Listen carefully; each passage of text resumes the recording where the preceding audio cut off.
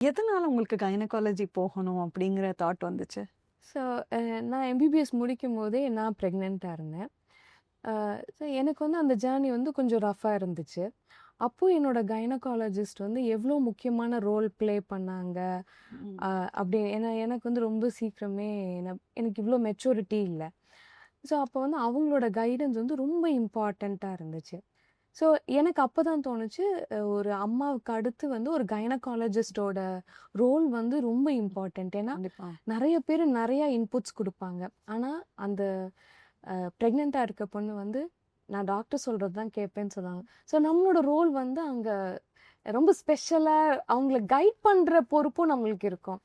So அது வந்து எனக்கு அவங்களோட ட்ராவல் பண்றது ரொம்ப பிடிச்சிருந்துச்சு.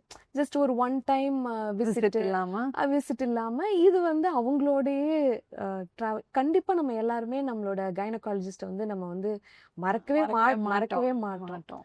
ஸோ எத்தனை வருஷம் ஆனாலும் நான் எப்படி கஷ்டப்பட்டு உன்னை பெத்தேன் தெரியுமா? அந்த இது வந்து நம்ம எல்லாருமே ஷேர் பண்ணுவோம் நம்மளோட குழந்தைங்க கிட்ட. ஸோ எனக்கு அந்த ரோல் எனக்கு ரொம்ப பிடிச்சிருந்துச்சு. ஸோ அதனால நான்